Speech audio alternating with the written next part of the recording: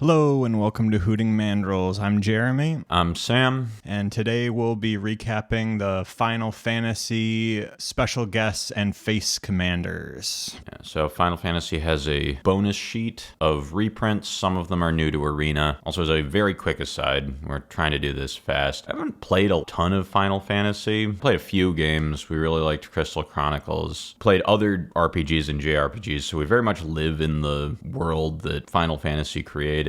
But 8-Bit Theater is kind of the media property that I feel the most nostalgia for as far as Final Fantasy adjacent things goes. So we're going to be seeing a fair bit of that in the slideshows. Yeah, we were more of a GameCube household rather than a PlayStation. So some of my friends had PlayStations. I saw, we played like Final Fantasy VII or whatever. But for the most part, yeah, Crystal Chronicles was our voyage into this IP.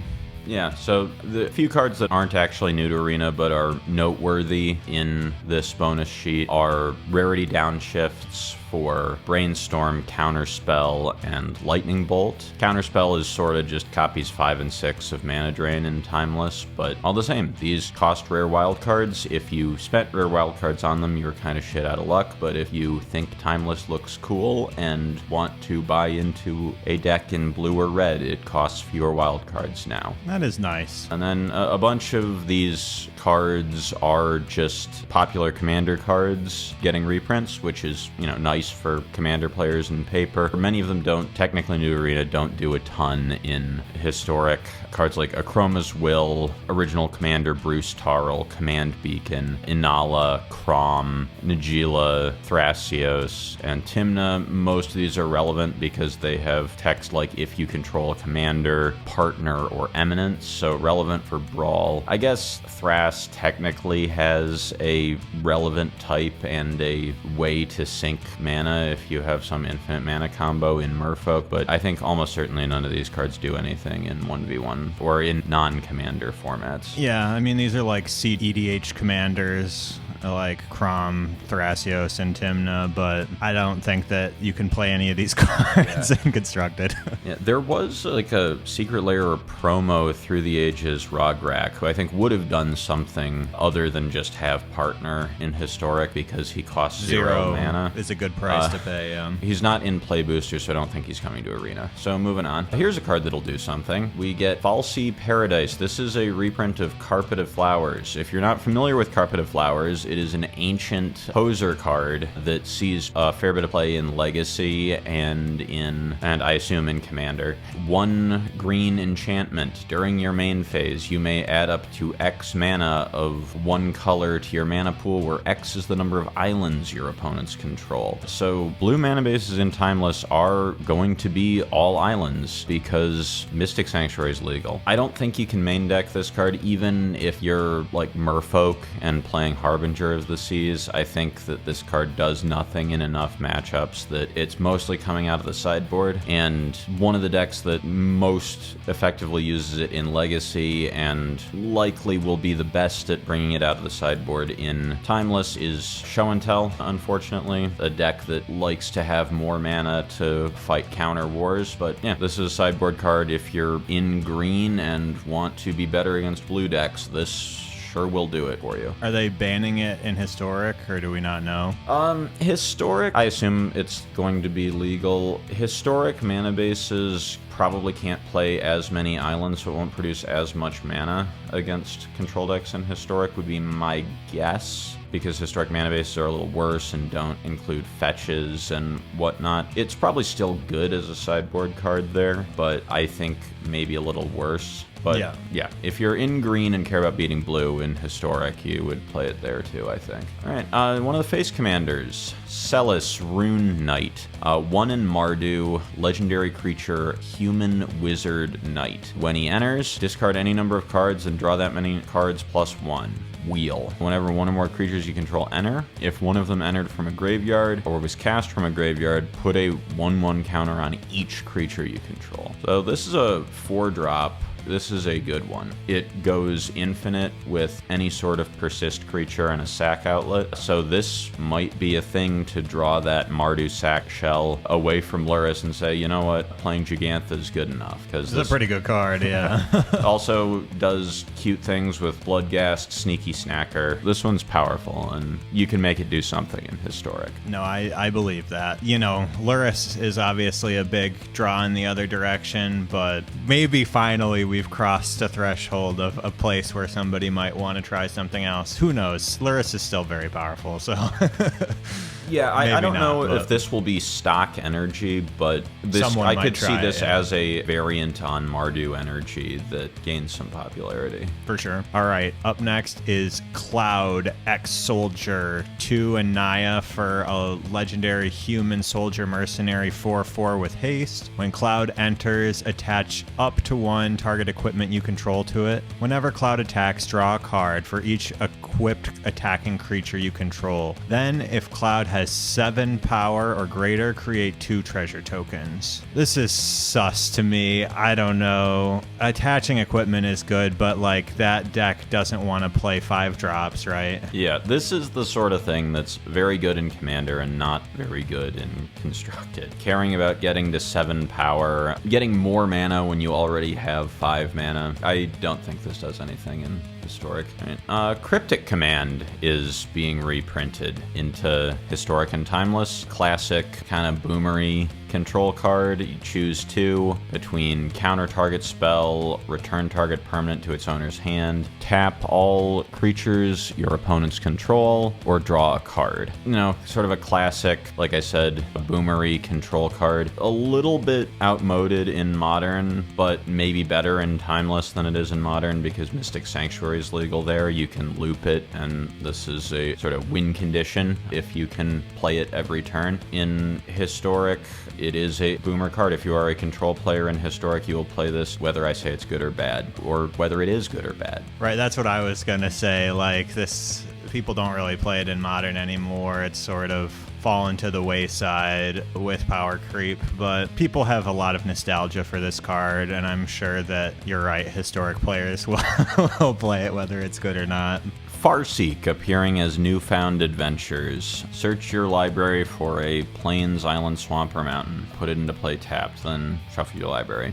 Kind of a nice tool to have. Farseek did get a little buff a few years ago, or a year, however long it was that Murders at Karlov Manor came out, because it now has an errata buff where it just says Surveil 1 on it if you do it. I don't know. If you are pounding away at Domain Zoo in Historic, this might be a way to help you get Domain in that deck. Yeah, so until they print Scion of Draco into Historic, there's still not a huge push to play that deck, I would say. But this is a cool card. It helps with the landfall stuff as well. We're getting some cool landfall cards, plus we already have the Scythe Cat Cub and Bill and all that stuff, so maybe there's a landfall deck that wants this as well. But yeah, just an okay card. Nothing good tool, but world breaking. Here is Godo, Bandit Warlord, prominent CEDH card appearing as Gilgamesh Weapon Collector. So when he enters, search your library for an equipment card and put it into play. If you do, shuffle your library. And when he attacks for the first time each turn, you untap all samurai you control, and you get an additional combat phase. So this goes infinite in a way that Commander players will be familiar with Helm of the Host. If you have a Helm of the Host equipped to a Godo, you make one at the beginning of combat, you swing with the clone, you get an additional combat, you make another clone, you swing with the clone. And as long as your opponent cannot beat an endless stream of 3/3s one at a time in combat with, you know, a indestructible lifelinker or first strike creature or something, that will eventually kill them. You know, it can also just put some of these big sort of batter scully equipments into play if that's what you want. Sure does cost 6 mana for a 3/3. I don't expect it to be a big player in Historic, but maybe someone it is will there. try it, yeah. All right, here's another card I don't really expect to be a big player in Historic. Granatia, Scion Reborn, Esper mana, 2/3 lifelink. Throw wide the gates. When you cast a non-creature spell, you may pay X life, where X is that spell's mana value. If you do, create a 1/1 colorless hero token and put X 1/1 counters on it. Do this only once each turn. Oh no, really quick aside, because we are trying to be quick about these. Remember Rafine? Like that card that was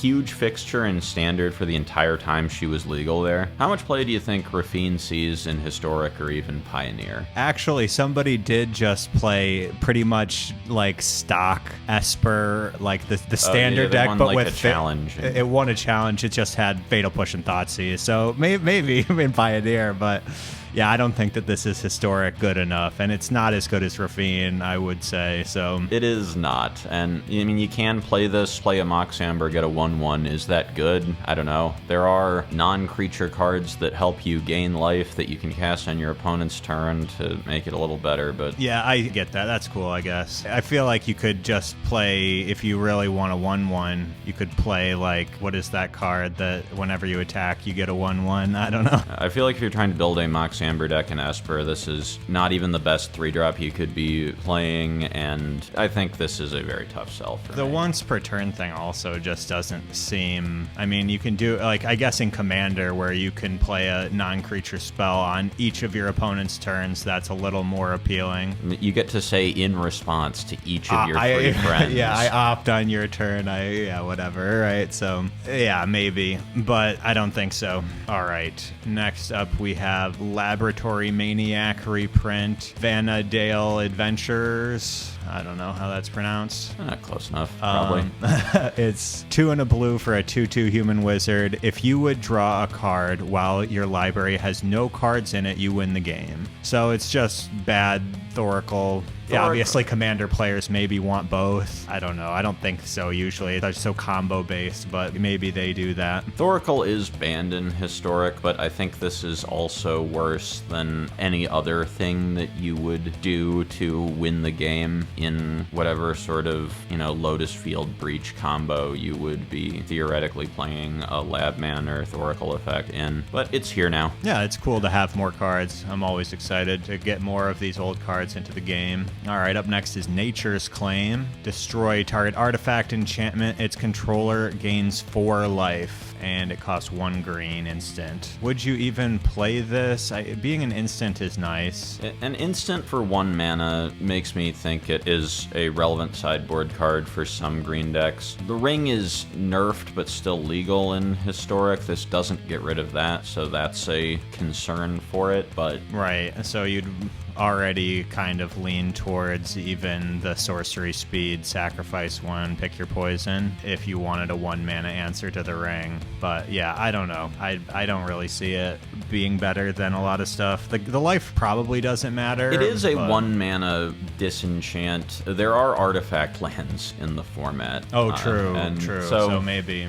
But still, you could probably sorcery speed, pick your poison, and they have to sacrifice their land. Maybe not, they don't have to if they've developed a board state with 0-cost artifacts and stuff, maybe 1-cost artifacts. So maybe this is worth I think something. I will probably reach for it some amount of the time. Okay. But, alright. Speaking of some amount of the time, here's an old one. Original creature Teferi, Mage of Zhalfir. 2 and 3 blue, so mana drain is not helping you cast this that much. Flash. Creature cards you own that aren't in play have flash.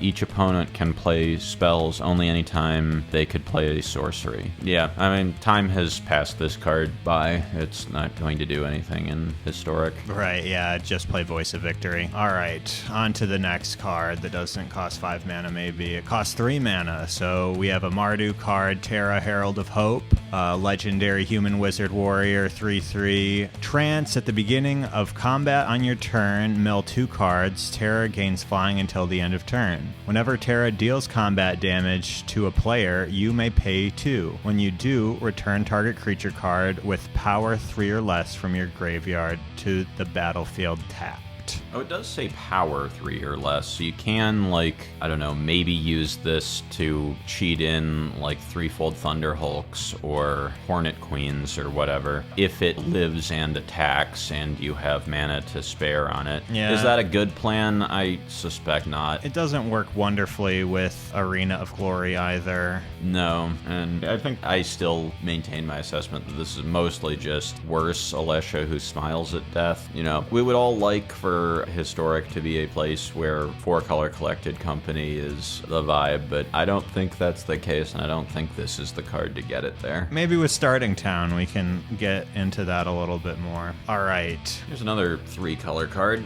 Tidus, Yuna's Guardian for Bant, 3/3, more 3/3s, legendary human warrior. At the beginning of combat on your turn, you may move a counter from target creature you control onto a second target creature you control. And then cheer. Whenever one or more creatures you control with counters on them deal combat damage to a player, you may draw a card and proliferate.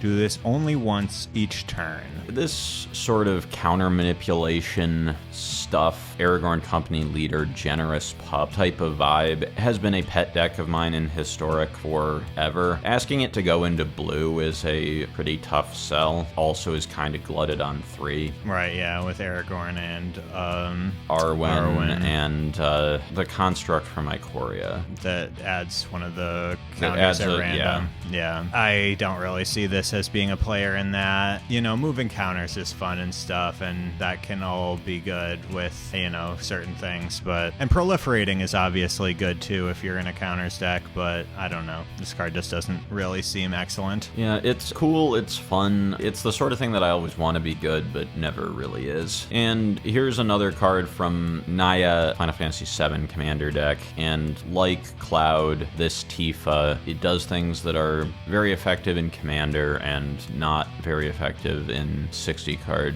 constructed. So she's a 4/4. She has an ability called Melee. When this creature attacks, it gains +1/+1 until end of turn for each opponent you attack this combat. So in 1v1, she attacks as a 5/5, which means she doesn't even turn on the ability that cares about power 7 or greater. And if you are hitting in Historic with a creature with power 7 or greater, you're probably just winning. They've hurt themselves so much off of their mana base. that too, but also, like, you know, in Standard where your mana base doesn't hurt you very much, if you got attacked by an Atraxa, you probably are dead. You have lost the game. It is outside of your reach. We can move on to the next one. The next card also. This one will see some play in Historic and maybe Timeless. It's Urza, Lord High Artificer, reprinted as Terra Branford. 1/4 for 4. ETB, make a construct, and you can tap your untapped artifacts with the Urza ability. So even if they are things like, say, that construct with Summoning Sickness, add blue. Gives you a lot of mana back pretty quickly. And for 5 of those mana, you can spin the wheel, shuffle, and then get a freebie off the top. Pretty good with Agatha's Soul Cauldron as well. Yep, you can put Urza under a Cauldron. That also fits into your artifact decks. Oh, and yeah, you get the spin and the tap for mana ability.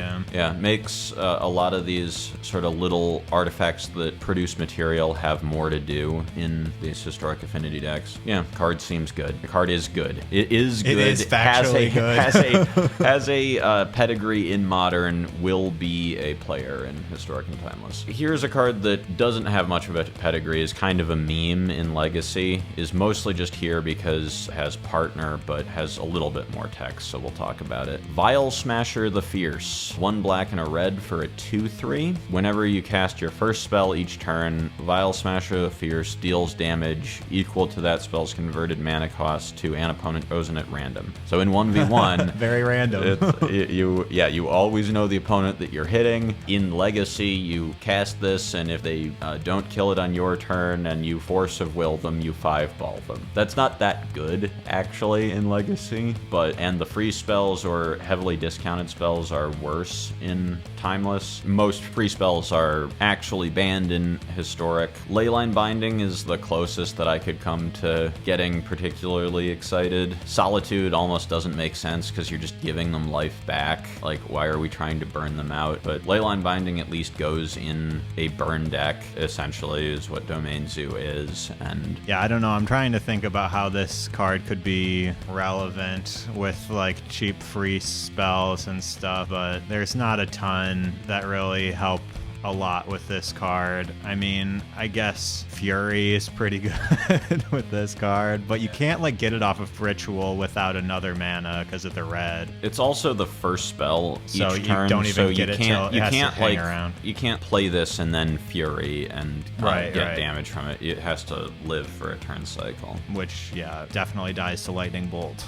Fatal push under a fetch. Yeah, I mean like Dies to cut down. Dies Actually, to not cut that down. that's the most relevant in Timeless, but it sure does. Dies to nowhere to run, yeah. But anyway, let's move on. Okay. Wall of Omens is the card? Yeah. Yep. We know this card. It draws a card. It has Defender. It's a 0/4 for 1 and a white. Yeah, I mean, it wasn't on Arena like I thought it was when I first started exploring the Butts deck in Historic, and I don't know that I want to play 8 of this unless I go for a Yorian version, but I might want to play 5 or 6, so this alongside Wall of Blossoms is nice. Helps flip Tamio, helps with Plagon.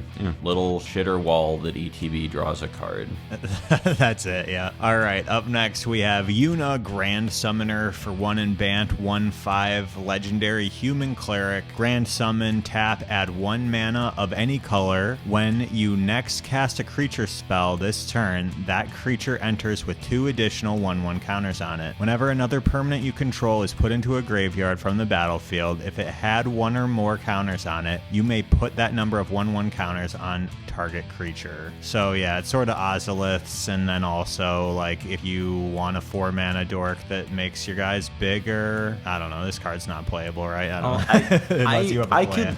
Well, I could maybe see it as a one of in Enigmatic Incarnation. So the cute thing about this card, sound off in the comments about the other things that are cute about Yuna if you're a big Final Fantasy X head. But the cute thing about this card is it cares about any kind of counter on a permanent you control that goes to the graveyard. So that's, I assume, intended for the Saga creatures. It's like your Saga creature ends, it had 3 chapters on it, you get 3 1/1 counters on a different thing as a commander concept. There are also pretty played enchantments that are very good in an Enigmatic Incarnation shell that put a bunch of counters on them. So if you have an Impended Overlord and you sack it to Enigmatic Incarnation with Yuna in play, you are going to get a very big thing and put a lot of counters on it. So I don't think Yuna is more than a one of in like big Yorian Enigmatic Incarnation piles, which aren't as much of a thing in Historic as they are in Pioneer, but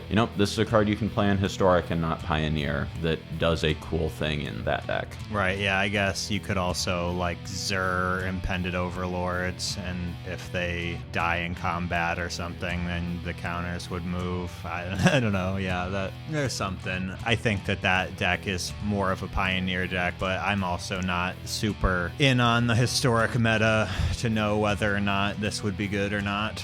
I did lose to Enigmatic Incarnation a little while ago in Historic. I don't know that I would recommend the deck as, the thing to play to climb the ladder, but like I said, it certainly is stuff that you can play in the format, and there are some cool cards that you can play in Historic and not Pioneer. Here's another big commandery legend, Yasholta, Knight's Blessed, 1 and Esper for a legendary cat warlock.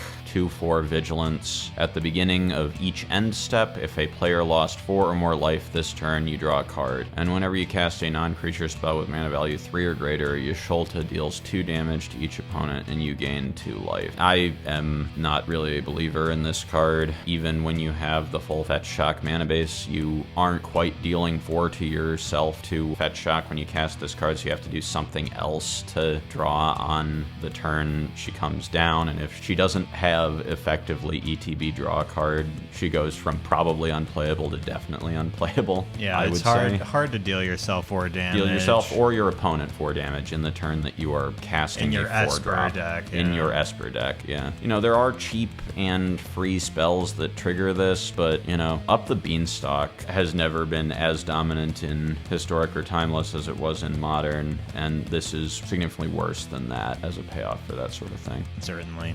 Here's a banger.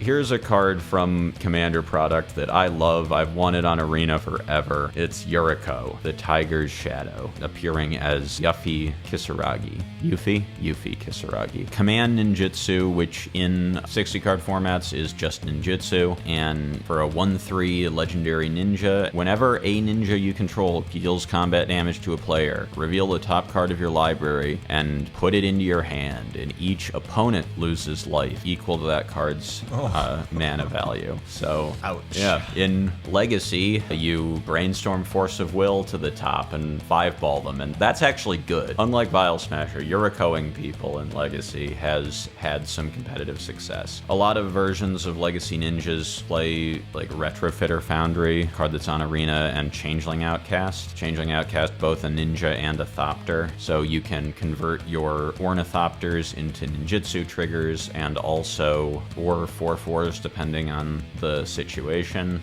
In Historic, there are a lot of, if you're already in a somewhat affinity-ish shell, there are some big affinity cards that you can maybe dome your opponent with. There are, you know, in Timeless, obviously there's Brainstorm to sack top of your deck. No Force of Will, but there is Lorien Revealed and Mystic Sanctuary that can get back Lorien Revealed. And unlike in Legacy, you can still play Troll of Khazad-dûm. Yeah, that's true. You could deal do a great deal of damage. You could do Troll and Witch's Cottage instead of Sanctuary Lorien Revealed if you wanted to do that instead. Yeah, I really like Yuriko. I'm excited to brew with her. Yeah, this card's sick. This is the reason for talking about these bonus sheet cards that are mostly just Brawl plants, because Yuriko's one in of there. these one of the Brawl plants is actually a banger card. It's like Sam's favorite commander card of all time, yeah. Well, that wraps up our Face Commanders and special guests. Let us know how you're planning to play with these cards in the comments. Peace.